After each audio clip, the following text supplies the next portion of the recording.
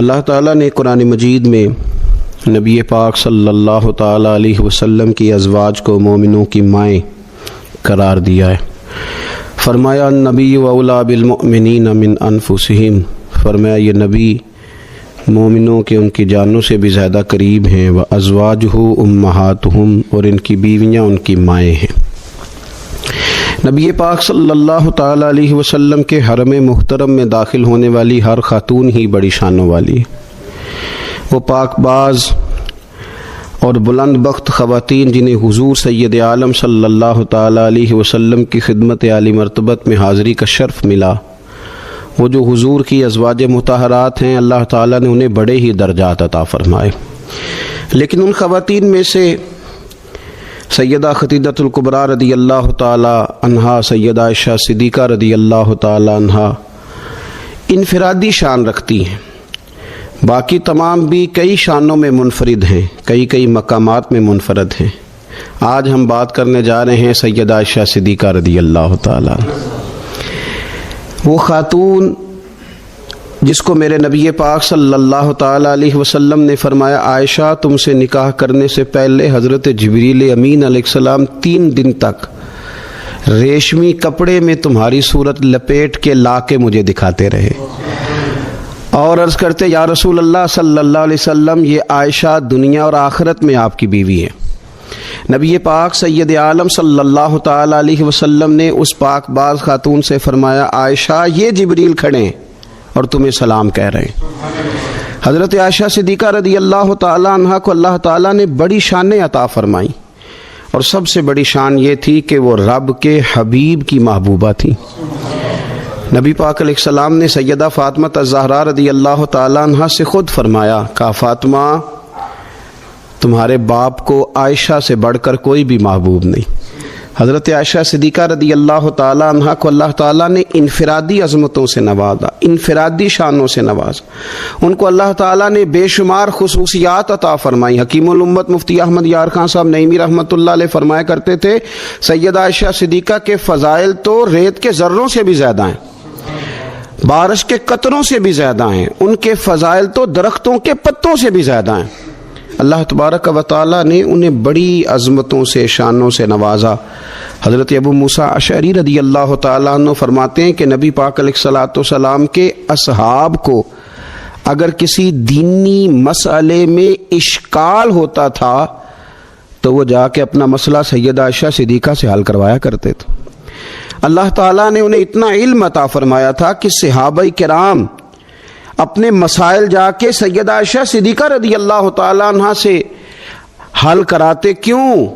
اس لیے کہ انہوں نے دین مدینے والے رسول سے لیا تھا، انہوں نے ڈائریکٹ حضور سے دین حاصل کیا تھا، فیض یاب ہوئی۔ حضور سے جو کچھ انہوں نے حاصل کیا انہوں نے امت میں تقسیم کیا ہزاروں کی تعداد میں۔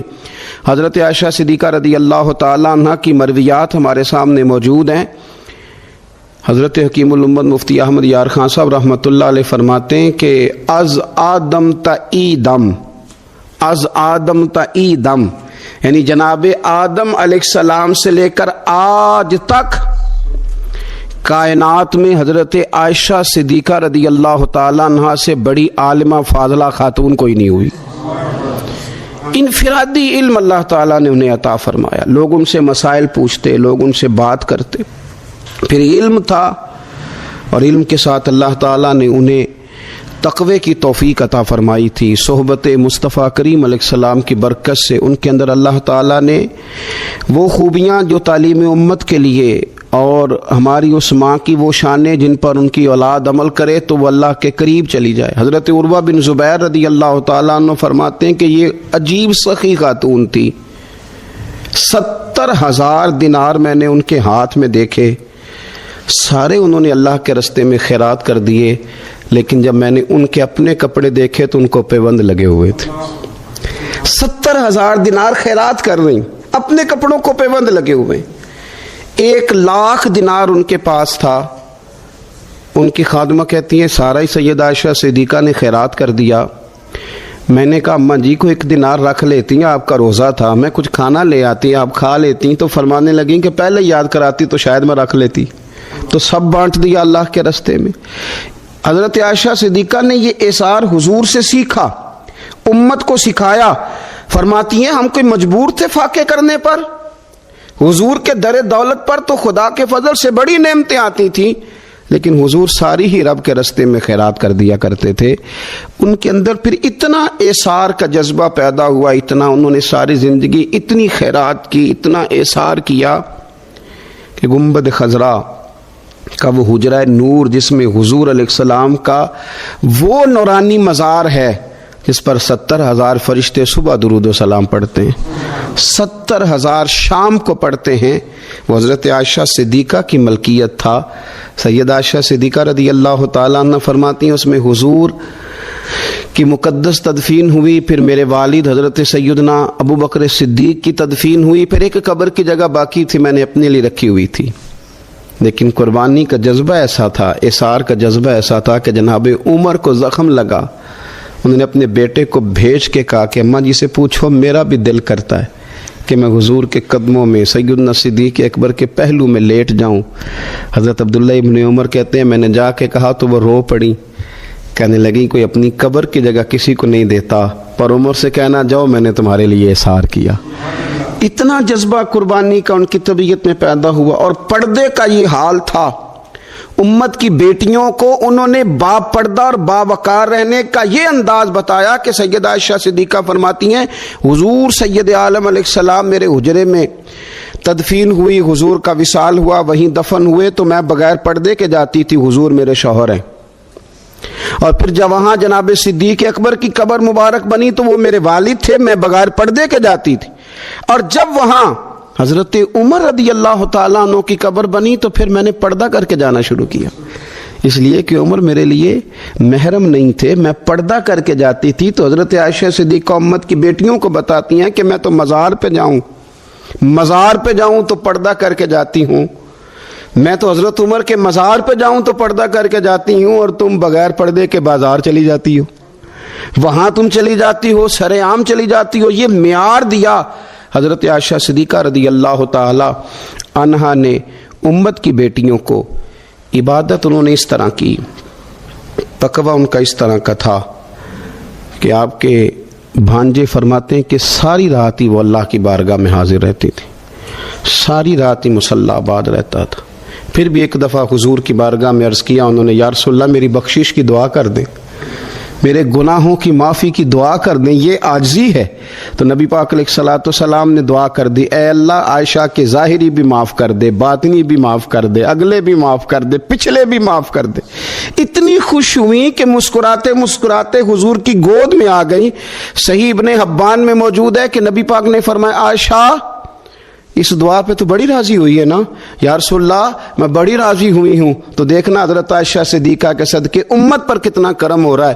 حضور نے فرمایا تو بڑی راضی ہوئی ہے نا یہ دعا سن کے کہ اللہ اس کے ظاہری بھی معاف کر دے، باطنی بھی معاف کر دے، اگلے بھی معاف کر دے، پچھلے بھی معاف۔ حضور میں بڑی راضی ہوئی ہوں۔ تو حضور فرمانے لگے مجھے اللہ کی عزت کی قسم میں یہ دعا اپنی ہر نماز میں اپنے ہر امتی کے لیے کیا کرتا ہوں۔ یہ ہمیں حضرت عائشہ صدیقہ کے صدقے یہ دعا نصیب ہو رہی ہے۔ غریبوں کا بھلا کر رہی ہیں سیدہ عائشہ صدیقہ، اپنی اولاد کا بھلا کر رہی ہیں، امت کا بھلا کر رہی ہیں۔ حضرت عائشہ صدیقہ رضی اللہ تعالیٰ عنہ سخت گرمی میں بھی عرفہ کے دن کا روزہ رکھا ہوا تھا، اپنے اوپر پانی چھڑک رہی تھیں۔ تو کسی نے کہا ماں جی اس گرمی میں روزہ رکھنے کی اور نفلی روزہ رکھنے کی کیا ضرورت تھی؟ تو آپ فرمانے لگی تمہیں پتہ ہے حضور نے فرمایا جو عرفہ کے دن کا روزہ رکھے گا اس کے سارے سال کے گناہ معاف کر دیے جائیں گے۔ تھوڑی دشواری ہوئی تو کیا ہوا؟ اس کیفیت کے ساتھ حضرت عائشہ صدیقہ رضی اللہ تعالیٰ عنہا کو اللہ تبارک و تعالیٰ نے شانیں عطا فرمائی، عظمتوں سے نوازا، ان کو اللہ نے بڑی بلندیوں سے نوازا۔ حضرت عائشہ صدیقہ رضی اللہ تعالیٰ عنہا نہ بطور ناز کے فرمایا کرتی تھیں، کہتی تھی 10 خوبیاں لوگوں مجھے وہ ملی ہیں جو میرے علاوہ کسی حضور کی زوجہ کو نہیں ملی۔ سب کی الگ الگ خصوصیات ہیں نا، سب کی الگ الگ شانیں، انفرادیت ہے۔ فرماتی تھی 10 چیزیں مجھے ایسی ملی ہیں جو میرے علاوہ کسی کو نہیں ملی۔ اماں جی وہ کون سی؟ تو فرمانے لگی میرے علاوہ حضور نے کسی کنواری عورت سے نکاح نہیں کیا۔ پھر فرمانے لگی میرے علاوہ حضور کی کوئی بیوی ایسی نہیں، کوئی اہلیہ ایسی نہیں جس کا باپ بھی مہاجر ہو، جس کی ماں بھی مہاجر ہو۔ اور پھر فرمانے لگی لوگو اللہ تبارک و تعالیٰ کا کرم دیکھو، رب کریم نے میری برات اور میری پاک دامنی کا اعلان عرش سے جاری فرمایا ہے۔ عرش سے حضرت عائشہ صدیقہ کے بارے میں 18 آیتیں سورہ نور کی نازل ہوئی۔ پھر سیدہ عائشہ صدیقہ رضی اللہ تعالیٰ عنہ فرمانے لگی میں ہی وہ خاتون ہوں کہ نکاح سے پہلی ریشمی کپڑے میں لپیٹ کے حضرت جبریل میری صورت لا کے حضور کو دکھایا کرتے۔ پھر فرمانے لگی میں ہی وہ عورت ہوں، میں ہی وہ حضور کی اہلیہ ہوں کہ جس برتن سے حضور غسل کرتے تھے مجھے بھی اسی سے غسل کرنے کا شرف حاصل ہو جاتا تھا۔ پھر فرماتی ہیں لوگوں یاد رکھو میں ہی نبی پاک صلی اللہ تعالیٰ علیہ وسلم کی وہ بیوی ہوں کہ میں حضور کے سامنے سوئی رہتی تھی، حضور تہجد کی نماز پڑھتے رہتے تھے، گویا جو انوار و تجلیات تہجد کے وقت وہاں نازل ہوتے تھے مجھے بھی اس میں سے خیرات ملا کرتی تھی۔ حضرت عائشہ صدیقہ رضی اللہ تعالیٰ عنہ فرماتی ہیں یہ میرا ہی مقام ہے کہ حضور میرے بستر میں ہوتے تھے اور حضور پر وحی نازل ہو جایا کرتی تھی۔ پھر ارشاد فرماتی ہیں کہ نبی پاک صلی اللہ تعالیٰ علیہ وسلم نے مجھے ہی وہ مقام دیا کہ حضور کا نورانی وجود میری گود میں تھا جب نبی پاک نے وصال فرمایا۔ فرمانے لگی میں ہی وہ خوش نصیب ہوں کہ میری باری تھی جب میرے نبی پاک کا وصال ہوا۔ اور 10ویں نمبر پہ فرمانے لگی لوگوں میں ہی وہ خوش قسمت ہوں کہ جس کے حجرے میں رسول پاک علیہ السلام کو دفن کیا گیا۔ قیامت تک جس پر لوگ سلام بھیجیں گے جسے گنبد خضرا کہا جاتا ہے، یہ وہی مقام ہے جو حجرہ عائشہ صدیقہ کہلایا کرتا تھا۔ اور کیا کمال بات ہے، کیا کمال بات ہے۔ حضرت سیدنا عبداللہ ابن عمر رضی اللہ تعالیٰ عنہ فرماتے ہیں کہ جب سیدنا فاروق اعظم رضی اللہ تعالیٰ عنہ کو زخم لگا نا وہ شدید علیل ہو گئے، تو مجھے انہوں نے بھیجا حضرت عائشہ صدیقہ رضی اللہ تعالیٰ عنہ کے پاس۔ حضرت عمر کو زخم لگا، امت غم زدہ ہے ساری، بھیجا، کہا سید عائشہ صدیقہ سے جا کے کہو کہ میں اپنے 2 دوستوں کے پاس لیٹنا چاہتا ہوں، حضور کی قبر نور کے پاس، سیدنا صدیق اکبر کے پاس میں لیٹنا چاہتا ہوں، میں وہ جگہ چاہتا ہوں۔ حضرت عبداللہ ابن عمر کہتے ہیں میں حضرت عائشہ صدیقہ کے پاس اجازت طلب کرنے گیا تو وہ رو رہی تھی۔ جب میں نے ان سے کہا نا کہ سیدنا فاروق اعظم رضی اللہ تعالیٰ عنہ جگہ مانگتے ہیں یہاں لیٹنے کو، تو وہ رو رہی تھیں، کہنے لگیں یہ جگہ میں نے اپنے لیے رکھی ہوئی تھی، قبر کی جگہ، قبر کی جگہ۔ یہاں تو برادریوں نے اپنے اپنے قبرستان بنا لی، یہاں تو لوگوں نے بڑے بڑے عجیب تکلفات پیدا کر لیے۔ کہا یہ جگہ میں نے اپنے لیے رکھی ہوئی تھی پر میں عمر کو اپنے اوپر ترجیح دیتی ہوں، عمر کو اپنے اوپر ترجیح دیتی ہوں۔ حضرت عمر کو آ کے بتلایا تو جناب عمر کہنے لگے عبداللہ اس جگہ سے بڑھ کر کوئی متبرک جگہ میرے لیے ہو نہیں سکتی، یہ کمال ہو گیا، مجھے اجازت مل گئی۔ سیدنا فاروق اعظم راضی ہو گئے، لیکن پھر بھی وہ سمجھتے تھے کہ یہ حضرت عائشہ نے بہت بڑا احسار کیا، اپنی قبر کی جگہ ہی دے دی، قبر کی جگہ ہی۔ فرمانے لگے جب میرا جنازہ پڑھ لو نا تو سیدھے نہ لے جانا حضور صلی اللہ علیہ وسلم کی قبر نور کے پاس دفن کرنے، ایک دفعہ پھر سیدہ عائشہ کے گھر کے باہر رکھنا اور کہنا اماں جی عمر حاضر ہے، دفن کی اجازت مانگتا ہے، اس لیے کہ اتنا بڑا احسار، وہ جگہ جہاں قیامت تک حضور پر درود و سلام پڑھا جائے گا تو اس کا فیض وہاں دفن ہونے والوں کو بھی ملے گا، وہ اتنی شانوں والی جگہ۔ کہا کہ کہنا کہ عمر حاضر ہے، اگر آپ اجازت دیتی ہیں تو وہاں دفن کرتے ہیں۔ کہتے ہیں دوبارہ لے جایا گیا جنازہ حضرت عائشہ کے دروازے پہ، تو جناب عائشہ صدیقہ نے پھر فرمایا انہیں لے جاؤ دفن کر دو حضور کے حجرہ نور میں اپنے اوپر عمر کو ترجیح دیتی ہوں۔ تو بھائی کھانے پینے پہننے سے لے کر ان لوگوں نے تو قبروں کی جگہوں تک ایک دوسرے کے لیے احسار کیا، قبروں کی جگہوں تک کے لیے احسار کیا، انہوں نے بڑا احسار کیا۔ ہم اگر تھوڑا سا احسار کریں، تھوڑا سا جس کو ایمرجنسی ہے اس کو موقع دے دیں، تھوڑا سا اپنے دل بڑے کریں، تو میں سمجھتا ہوں کہ معاشرے میں سکون پیدا ہوگا، خود غرضی کا خاتمہ ہوگا، اپنائیت بڑھے گی، محبتوں کا فروغ ہوگا۔ اور حدیث پاک سنیے کہ میرے نبی کریم صلی اللہ تعالیٰ علیہ وسلم نے فرمایا، یہ بخاری مسلم دونوں میں ہے، हुजूर फरमाने लगे तुम्हारे रब ने जन्नत में तुम्हारे लिए ऐसी नेमतें तैयार की हैं, ऐसी नेमतें तैयार की हैं, न किसी आंख ने देखी, न किसी कान ने सुनी, न तुम्हारे दिल पर कभी ख्याल भी गुजरा हो कि अल्लाह ये चीजें भी देगा, ये वाली चीजें भी तुम्हें देगा। और हुजूर फरमाने लगे जन्नत में तुम्हें इतना सा प्लाट मिल जाए ना जितना कोड़ा रखने की जगह होती। दुर्रा देखा ना आपने कोड़ा, जितनी कोड़ा रखने की जगह होती है इतनी किसी को जन्नत में जगह मिल गई ना, सिर्फ इतनी। तो हुजूर फरमाते हैं जो कुछ दुनिया में है उस सब से उसके लिए उतनी जगह ही बेहतर है। तवज्जो दिलाई हमारी शौक। और फिर हुजूर ने सहाबा से कहा था कि तुमने दुनिया में इस तरह रहना है जिस तरह कोई मुसाफिर रहता है। कुन फिद दुनिया कान्ना का गरीबुन व आबिरुन सबील व कमा क़ाल सल्लल्लाहु अलैहि वसल्लम, इस तरह वक्त गुजारना जिस तरह मुसाफिर या राहगीर वक्त गुजारते।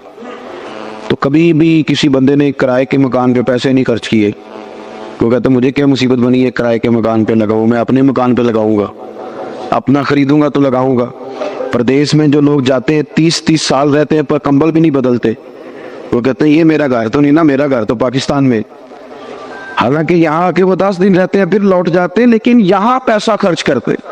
असल घर समझते हैं कि मेरे वतन में है, मेरा और आपका असल घर रब करीम ने जन्नत में बनाया है।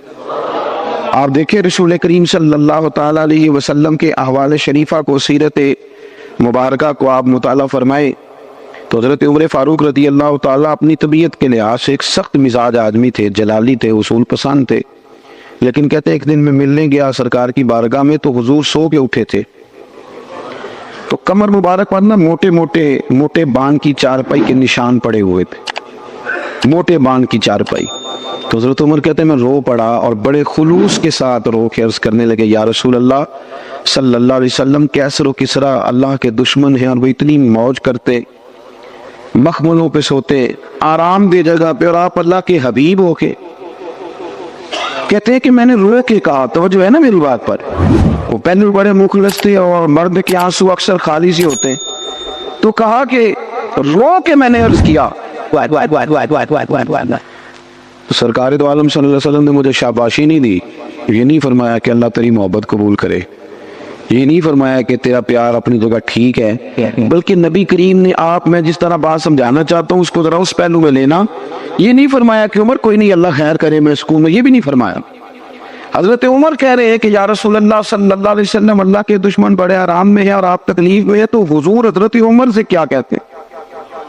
सरकार फरमाते उमर क्या तुम ये पसंद नहीं करते कि वो दुनिया में थोड़ी बहुत मौज कर लें और आखिरत में जलील हो जाए, और हम दुनिया में थोड़ी तकलीफ बर्दाश्त करें और आखिरत की सारी इज्जत अल्लाह हमें ही अता कर दे।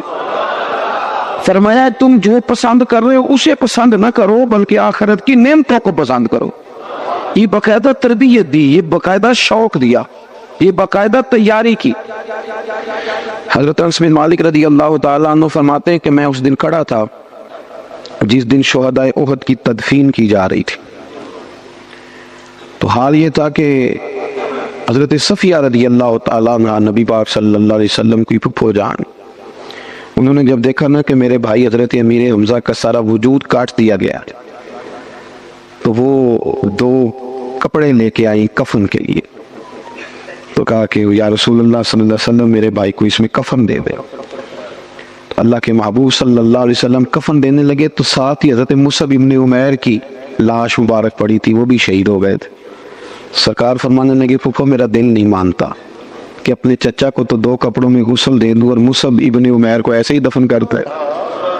तो वो भी कहने लगी कि हुजूर आप इस तरह करें, एक कपड़ा इन्हें दे दें और एक उन्हें दे दें। अब एक कपड़ा छोटा था, एक बड़ा था।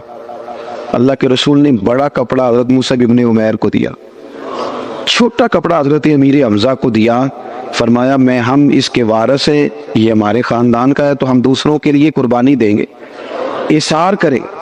लेकिन वो बड़ा कपड़ा दिया तो भी हजरत मुसअब इब्न उमैर को पूरा नहीं था, हजरत अमीर हमजा को भी पूरा नहीं था। अगर सर ढांपते थे तो पैर नंगे हो जाते थे, पैर ढांपते थे तो सर नंगा हो जाता था, कुर्बान जाए। हजरत अनस बिन मालिक कहते हैं लोग ये मंजर देख रहे थे और रो रहे थे, पर हुजूर ने एक फिक्रा कहा तो हमारी सोचें ही बदल दी। फरमाया क्यों परेशान होते हो, इन्हें दफन करो, तुम कब्र पे मिट्टी डाल के साइड पे हो जाओ, अल्लाह अभी इन्हें जन्नत का लिबास अता कर दे। بھی 1 منٹ کی بات ہے، انہیں جنت کا لباس ملے گا اور شاندار لباس ملے اور اعلیٰ لباس ملے گا، اور وہ ملے گا جو میرا رب اپنے فضل سے عطا فرمائے گا۔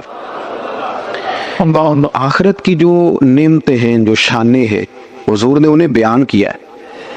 رسول کریم صلی اللہ علیہ وسلم فرماتے ہیں کچھ لوگ ایسے ہوں گے قیامت کے دن جن کے چہرے چمکیں گے، تو انبیاء پوچھیں گے یہ کون ہے؟ تو انہیں بتایا جائے گا یہ مدینے والے محبوب کے وہ غلام ہیں جو وضو کیا کرتے تھے، تو آج وہ جگہ چمک رہی ہیں۔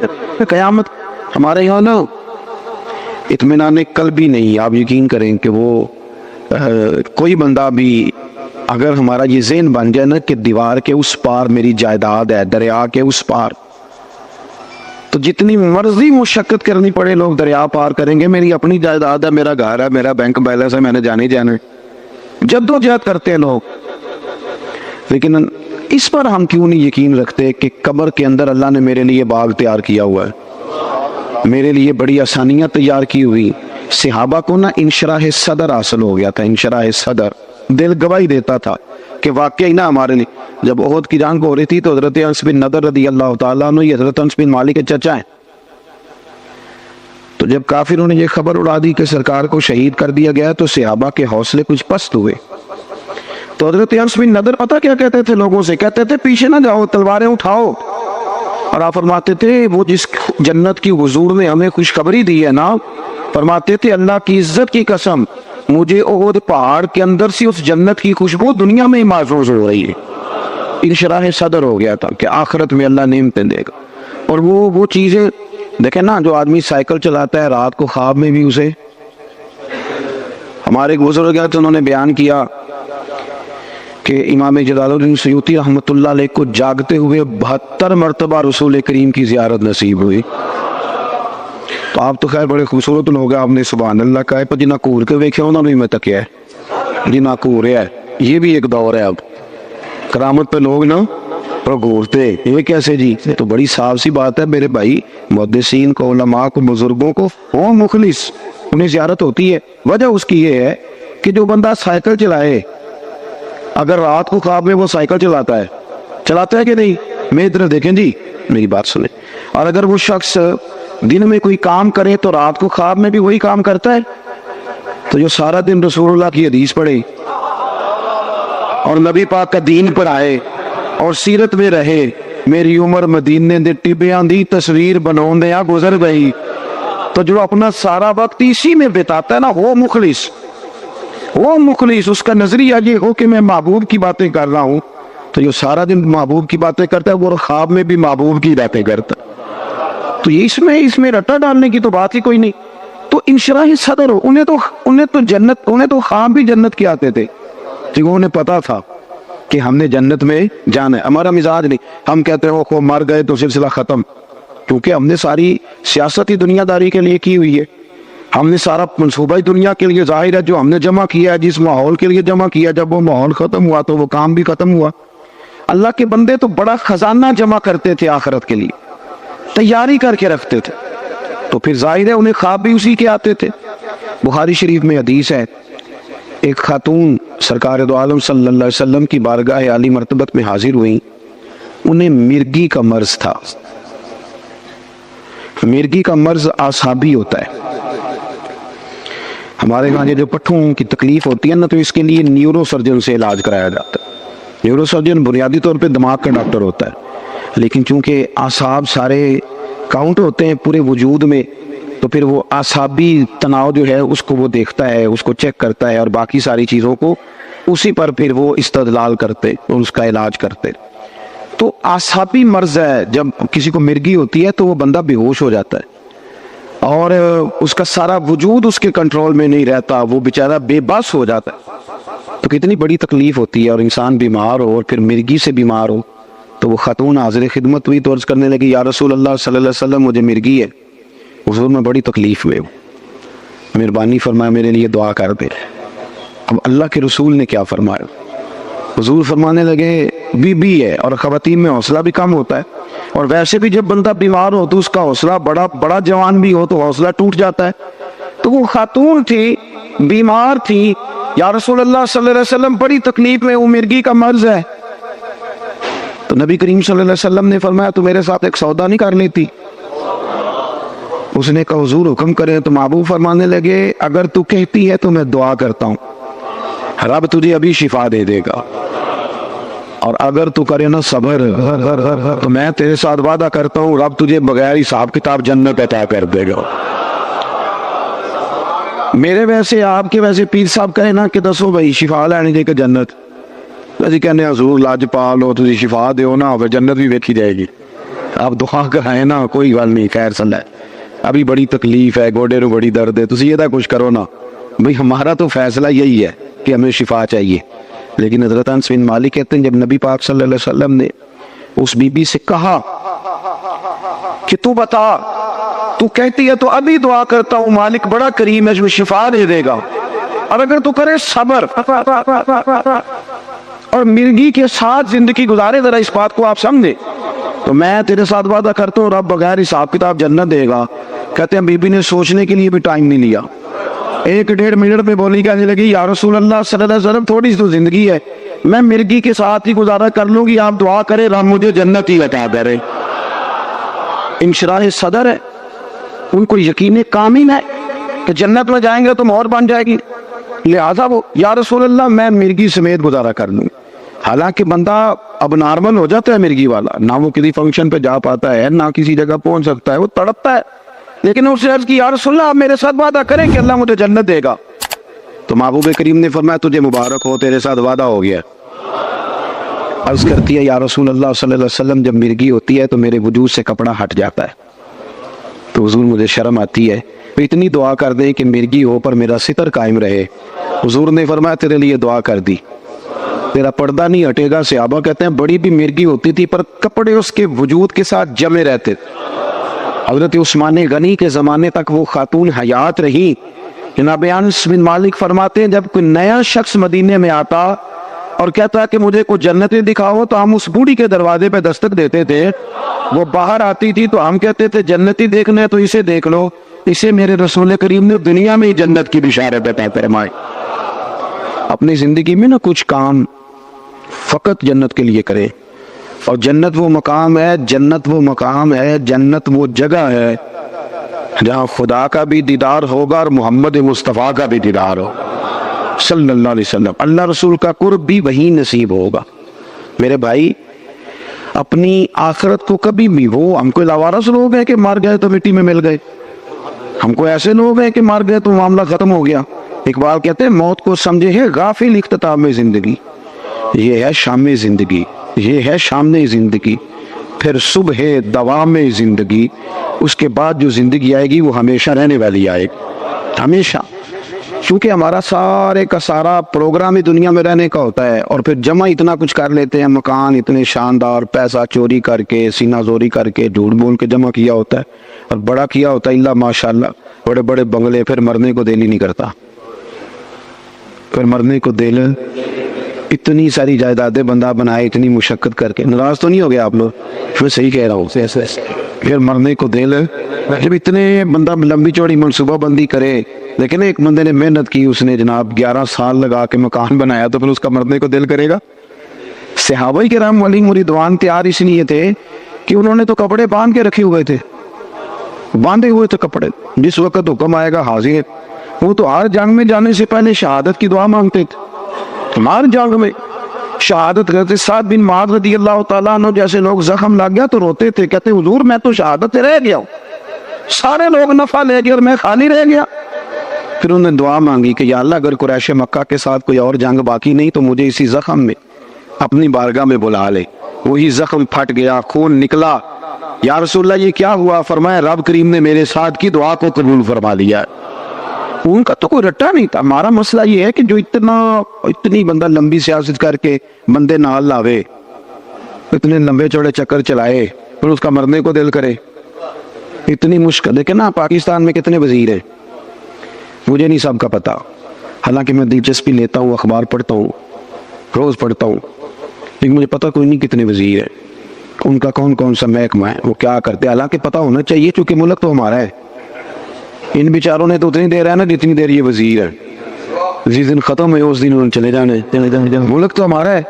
تو مجھے نہیں پتا آپ میں سے بھی شاید کوئی بندہ ہو جو سارے وزیروں کو جانتا ہو کہ ہے کوئی، میرا خیال ہے کہ ایسا ٹھیک کہہ رہا ہوں جی، پر وزیر تو بڑا راضی ہے لو، وہ تو کہتے ہیں نا 15 گڈیاں آگے نے 15 پیچھے نے تو بندوقاں، وہ تو کہتے ہیں نا میں نے ساری دنیا پتہ کی ہوئی ہے، حالانکہ بہت سارے لوگ ایسے ہیں جنہیں پتہ کوئی پتہ نہیں کہ یہ کون ہے کدھر سے آیا ہے، پر وہ تو راضی۔ اسی طرح ہم سارے راضی ہیں اپنی دنیا میں، یہ بھی میں نے فتح کر لی، یہ بھی میرا کما، کچھ بھی نہیں صاحب، کچھ بھی نہیں، کوئی شے ہی نہیں۔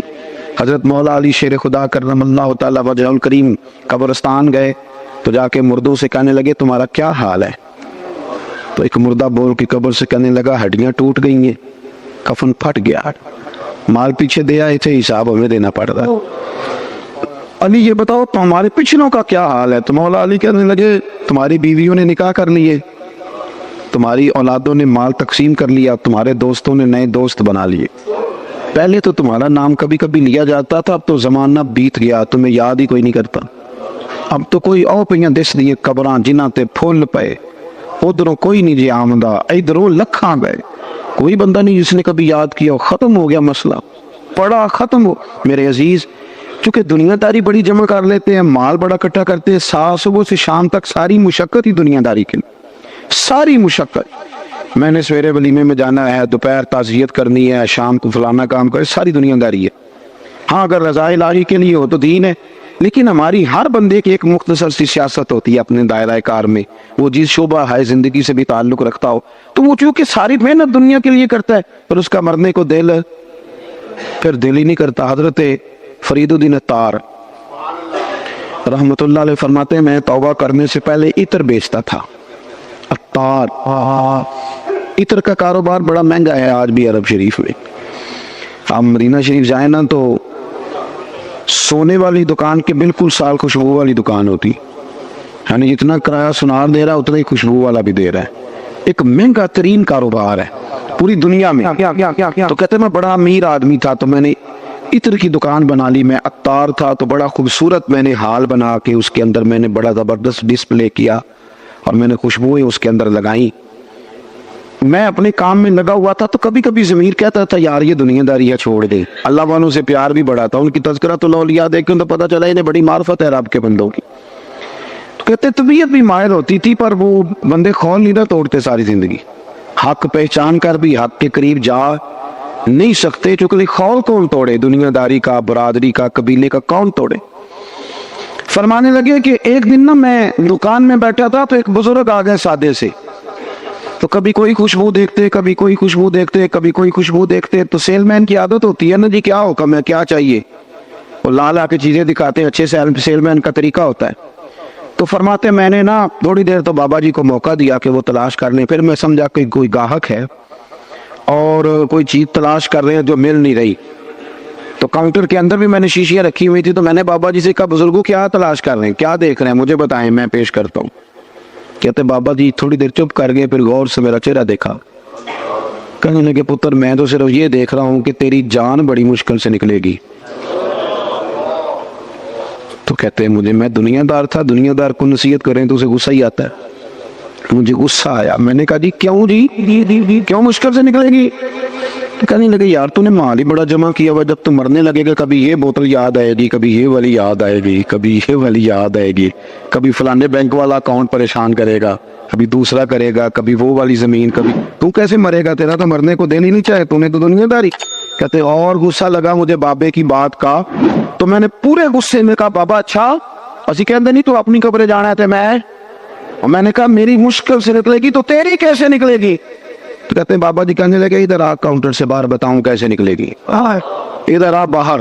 کہتے ہیں میں بابا جی کے قریب آیا تو بابا جی کہنے لگے دکھاؤں تجھے کیسے نکلے گی؟ میں نے کہا دکھائیں۔ وہ فرش پہ لیٹ گئے، کلمہ پڑا اور ان کی روح پرواز کر کے عرش ہرشتے بانگا ملیاں، مکے پہ گئے شور، بلے شاہ آسان نہیں ہے مرنا، اے مر گیا ہی کوئی اور کہتے ان کی روح پرواز کر کے کہنے لگے یوں نکلے گی جان۔ کہتے میں سختی میں آ گیا، مجھے سمجھ ہی نہ آئے یہ بنا کیا ہے۔ اس طرح کے بھی کوئی بندے ہوتے، اس طرح کے بھی بندے۔ امام غزالی نے وضو کیا، غسل کیا، کفن پہنا، خوشبو لگائی، چارپائی پہ لیٹے، کہنے لگے اچھا مالک اگر تیری یہ مرضی ہے تو میں بھی تیار ہوں، کلمہ پڑا تو روح پرواز کر کے۔ میرے عزیز حضرت فریدالدین عطار رحمۃ اللہ تعالیٰ علیہ فرماتے ہیں کہ میں بابا جی لیٹے ہوئے ہیں، چہرہ چمک رہا ہے، روح پرواز کر کے مجھے سمجھ نہیں آ رہی۔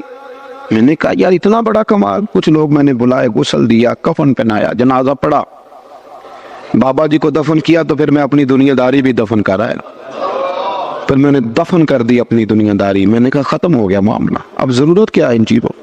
ہمارا جو مسئلہ ہے نا میرے بھائی، وہ دن بدن پیچیدہ ہوتا چلا جا رہا ہے، پیچیدہ سے پیچیدہ۔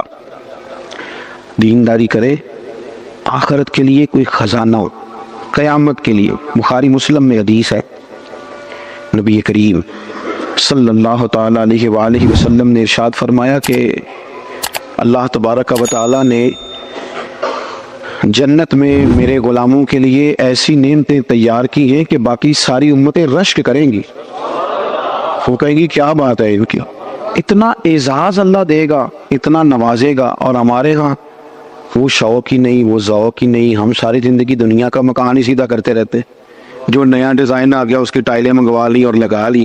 تھوڑا سا فکر کرے، شوق پیدا کرے آخرت کے لیے۔ آپ دیکھیں نا، نبی کریم صلی اللہ تعالی علیہ وآلہ وسلم کی خدمت میں خاتون حاضر ہوئی، اس کا بیٹا بدر میں شہید ہو گیا تھا، تو عرض کرنے لگی حضور بتائیں میرا بیٹا کہاں ہے، میرا بیٹا کہاں ہے میرا پتر؟ فرمایا کیا کرے گی؟ عرض کی یا رسول اللہ اگر وہ جنت میں نہ ہوا تو پھر کھول کے روؤں گی، اگر وہ جنت میں ہے تو پھر اللہ کا شکر ادا کروں گی۔ تو سرکار بیٹھے تھے مسجد نبوی میں، نظر اٹھائی تو فرمایا بی بی 8 جنتیں جو سب سے اعلیٰ جنت ہے وہ رب نے تیرے بیٹے کو عطا کی ہے۔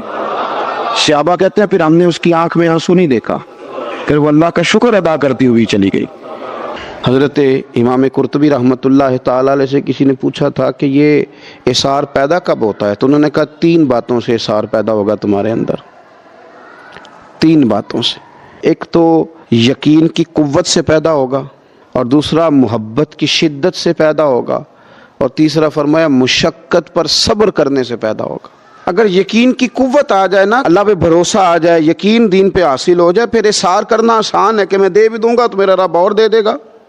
اور دوسرا محبت کی شدت سے اثار کا جذبہ پیدا ہوتا ہے۔ اگر مسلمانوں کا پیار دل میں آ جائے، اللہ کی مخلوق کی خیر خواہی دل میں آ جائے، اللہ تبارک و تعالیٰ کے بندوں کی محبت اور حضور صلی اللہ تعالی علیہ وسلم کے غلاموں کا پیار دل میں آ جائے، پھر اثار پیدا ہوتا ہے۔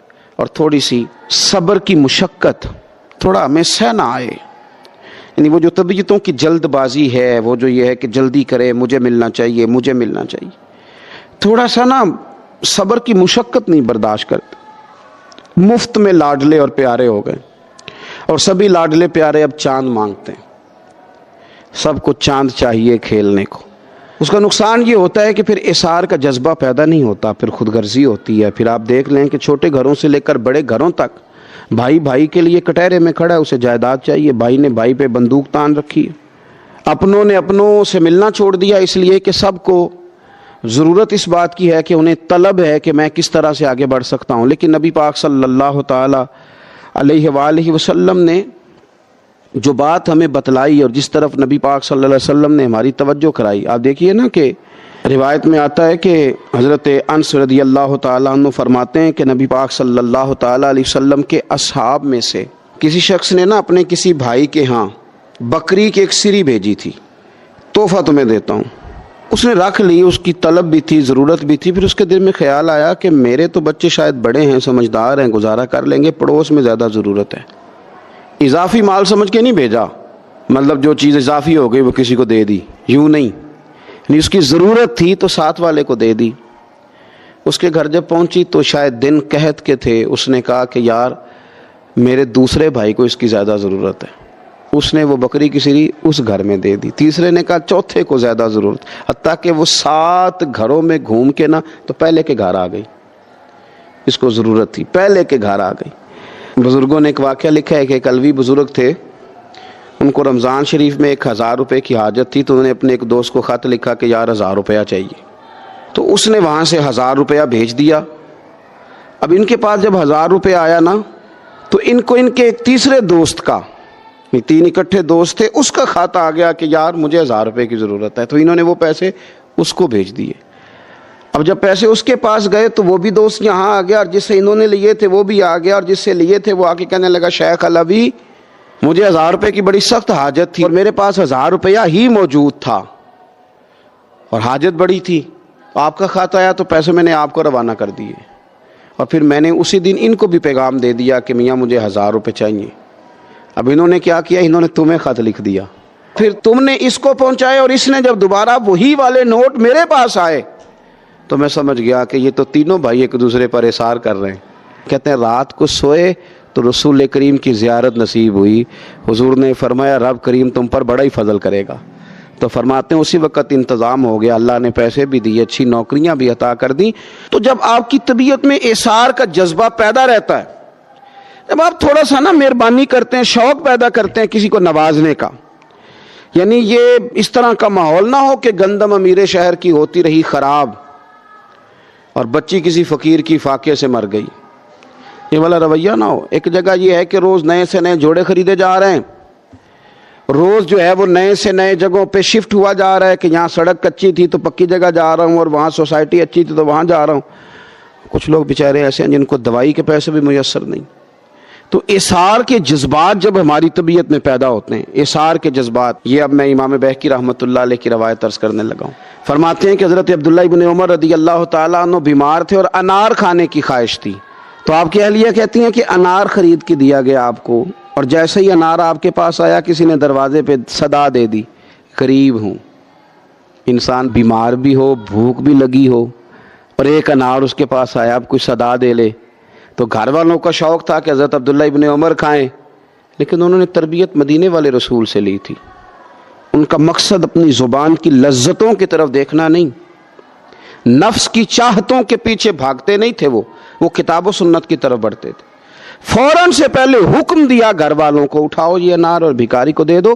تھوڑا سا نا دل کے اندر گھر والوں کے خیال آیا کہ اس کو دے دے، فرمایا دے دو، حکمن کا تو وہ انار دے دیا گیا۔ اب دوبارہ دوسرا انار خرید کے لائے، وہ بھی سامنے لا کے رکھا ہی تھا، تو پھر کسی نے صدا دے دی، تو حضرت عبداللہ ابن عمر رضی اللہ تعالیٰ نے وہ بھی حکمن دے دیا، وہ 2 دے دیے، تو پھر تیسرا انار آیا، تو آپ نے تناول فرمایا اس سے یہ تو ہو سکتا ہے کہ بھوک تھوڑی بڑھ جائے، یہ تو ہو سکتا ہے کہ بیمار کی کمزوری تھوڑی بڑھ جائے، لیکن یہ بات میں ذمہ داری سے کہتا ہوں کہ اس کے دل کی تسلی بڑھ جائے گی، اس کے قلب کو اللہ آرام ضرور عطا کر دے گا، اس کی روح کی راحت میں رب اضافہ کرے گا، اس کے پیٹ کے اندر تھوڑی سی ہو سکتا ہے گنجائش بڑھ جائے، لیکن اس کے ذہن میں بھی اللہ گنجائش پیدا کر دے گا، اس کا دل بھی اللہ بڑا کر دے گا۔ وہ جو کام بہت ساری دوائیوں سے رات آرام کی نیند نہیں آ رہی تھی، وہ انشاءاللہ تبارک و تعالی احسار کے جذبے سے ضرور نصیب ہوگی۔ یہ خاص سمجھنے کی بات ہے اور خاص عمل کرنے کی بات ہے۔ میرے رسول کریم صلی اللہ علیہ وسلم کا انداز کیا ہے یتیم کے تعلق سے؟ حضرت بشیر بن اقربہ رضی اللہ تعالیٰ، مجموع زوائد میرے سامنے پڑھی ہے، فرماتے ہیں احد میں میرے والد شہید ہو گئے، نبی پاک صلی اللہ تعالیٰ علیہ وسلم نے مجھے اپنے گھوڑے کے پیچھے اپنے ساتھ بٹھا لیا گھوڑے پہ، اور میں سرور کائنات علیہ الصلوۃ والسلام کے ساتھ گھوڑے پہ بیٹھا ہوں، تو حضور مجھ سے پوچھتے ہیں تمہارے والد چلے گئے؟ میں رو پڑا، میں نے عرض کی حضور اب نظام کیسے چلے گا؟ آپ یقین کریں چھاؤں کا پتہ تب بھی چلتا ہے کہ جب دھوپ آتی ہے اور اس کی قدر کا احساس ہوتا ہے، محسوس ہوتا ہے۔ جب کوئی گھر کا بڑا رخصت ہو جاتا ہے تو یوں لگتا ہے کہ ساری چھتیں کمروں کی بھی گر گئی ہیں، سین کی بھی گر گئی ہیں، اب یکدم دھوپ آئی ہے، پھر اس کا احساس محسوس ہوتا ہے۔ والد کے، دادا کے، بوڑھوں کے گھر میں ہوتے ہوئے تو بڑے سارے ویسے ہی مسئلے نہیں ہوتے، بہت سارے لوگ ویسے جھجکتے ہیں، سامنے ہی نہیں آتے۔ تو حضرت بشیر بن اقربہ رضی اللہ تعالیٰ عنہ کہتے ہیں میں نے کہا حضور میرے ابا جی چلے گئے، اب میں اپنے آپ کو بڑی تکلیف میں محسوس کرتا ہوں، قربان جائیں۔ حضور نے یہ نہیں فرمایا میں تیرا خیال رکھوں گا، یہ نہیں فرمایا فکر نہ کرنا۔ ہمارے جملے کیا ہوتے ہیں؟ کوئی حکم ہوا تو بتانا، کوئی کام ہوا تو کہنا، کوئی ضرورت ہوئی تو فوراً فون کرنا، یہ نہیں فرمایا۔ قربان جائیں کیا ادائیں ہیں، کیا رنگ ہے، کیا دینے کا انداز ہے، اور کس طرح برکھا برستی ہے رحمت للعالمین محبوب کی۔ حضور فرمانے لگے بشیر کیا تو پسند نہیں کرتا کہ عائشہ تیری ماں بن جائے اور محمد عربی تیرے باپ بن جائے؟ پسند کرتے ہو؟ حضرت بشیر بن اقربہ رضی اللہ تعالیٰ عنہ فرماتے ہیں کہ میں بیٹھا تو گھوڑے پہ تھا، پر مجھے یوں لگا کہ ساری ہی دنیا گویا میری جھولی میں آ گئی، سارا کچھ یہاں، اتنی بڑی بات حضور نے کر دی، اتنے بڑے جملے کہہ دی، میں تو پسند نہیں کرتا؟ تجھے اچھا نہیں لگتا کہ عائشہ تیری ماں بن جائے اور محمد مصطفیٰ صلی اللہ علیہ وسلم تیرے والد بن جائے؟ تو پسند نہیں فرماتے، بس ختم ہو گئی بات. پھر تو ہم نے دھوپ دیکھی کبھی نہیں، پھر تو غربت گویا آئی کبھی نہیں، پھر تو ہم نے دیکھا ہی نہیں مد و جزر کیا ہوتا ہے. وہ تو دنیا کی بات کرتے ہیں نا. مجھے تو لگتا ہے کہ جن کے لیے یہ لفظ آ گئے نا، ان کی تو قیامت کی بھی ساری مشکلیں حل ہو گئے، کہ تو آخرت کے بھی سارے معاملات طے ہو گئے. میرے نبی کریم صلی اللہ تعالی علیہ وسلم ایک ہماری خاص توجہ، اور یہ ہمارا اپنا نفع ہے. ایک بچہ آ گیا، یتیم بچہ، اس نے آ کے عرض کی حضور 3 گھر میں افراد ہیں، میں، میری بہن اور میری بیوہ ماں. والد حضور چلے گئے اور آج نا 3 دن ہو گئے روٹی کوئی نہیں کھائی. میں اس منظر کو بھی جانتا ہوں کہ جب یتیم گھر میں اکٹھے بیٹھے ہوتے ہیں اور پتہ ہوتا ہے ان کو کہ ہماری اماں کے پاس آج پیسے کوئی نہیں اور گھر میں روٹی بھی کوئی نہیں، تو پھر ان کو بھوک ہی نہیں لگتی. ہاں نہیں لگتی. اماں پوچھتی ہے پتر روٹی کھانی ہے؟ نہیں میں تو سویرے جو کھایا تھا وہ ہضم ہی نہیں ہوا. اماں جی شاہی کوئی نہیں. یہ پردے اس طرح کر کے بچائے جاتے ہیں. ایک دوسرے کو تسلیاں دینا، ایک دوسرے سے پیار کا بڑھ جانا، ایک دوسرے کے لیے جذبات اور طرح کے بن جانا حکمت الہی کے تقاضے ہوتے ہیں. یا رسول اللہ صلی اللہ تعالی علیہ وسلم، بیوہ ماں ہے، یتیم بہن ہے، 3 دن سے کھایا کچھ نہیں. قربان جائیں، وہ گھر جہاں سے کائنات کھاتی ہے ساری. حضور نے فرمایا بلال جا کے ساری ازواج مطہرات سے پوچھ گھر میں کیا ہے. حضرت بلال کہتے ہیں میں سارے گھاری پوچھ آیا، ٹٹول آیا، ٹوٹل 21 کھجوریں نکلی. یہ 2 جہاں کے شاہ ہیں اور پاس کچھ رکھتے نہیں، 2 جہاں کی نعمتیں ہیں، ان کے خالی ہاتھ میں حضور کے سارے گھر کو میں ڈھونڈ 21 کھجوریں نکلی تو لا کے میں نے پیش کر دی. تو حضور نے ڈائریکٹ اس کو نہیں دی، نبی پاک نے اپنے ہاتھ پہ رکھ لی. اور کہتے ہیں پھر حضور نے نا اپنا منہ مبارک قریب کیا کھجوروں کے. صحابہ خود فرماتے ہیں کہ یہ جو حضور نے منہ مبارک قریب کیا ہے نا، تو نبی پاک برکت کی دعا کر رہے تھے. 21 کھجوروں پہ برکت کی دعا ہوئی. حضور نے اس بچے کو بلایا، تھپکی دی، فرمایا لے جا 7 تیری 7 تیری بہن کی. انہیں معمولی نہ سمجھنا. وہ تو حضرت بلال کہتے ہیں حضور 3 بھی دے دینا کبھی تو 30 سال ختم ہی نہیں ہوتی. 30 سال گزر جاتے ہیں، نکالتے رہو کھاتے رہو، ختم ہی نہیں ہوتی. حضور نے فرمایا 7 تیری، 7 تیری بہن کی، 7 تیری والدہ کی، اور 7 حضور نے اور بھی تلقین فرمائی. فرمایا ایک سویرے کھایا کرنا، ایک شام کو کھایا کرنا. یہ لے جا. حضرت سیدنا بلال حبشی کہتے ہیں رضی اللہ تعالیٰ عنہ کہ بچہ لے کے جب باہر نکلا تو حضرت سیدنا معاذ ابن جبل دوڑ کے گئے اور جا کے بچے کے سر پہ شفقت سے ہاتھ پھیرا.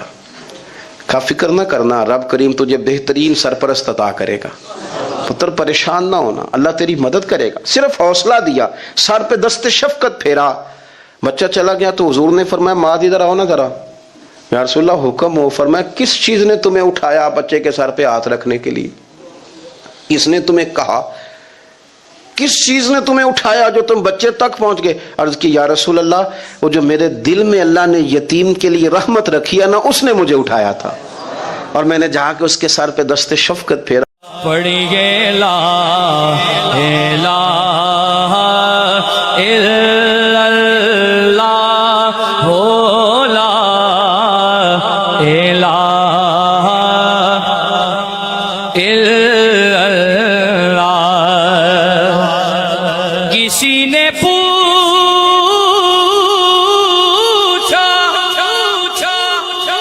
کہ جنت کی کوئی قیمت ہے، تو مصطفیٰ نے کہا لا الہ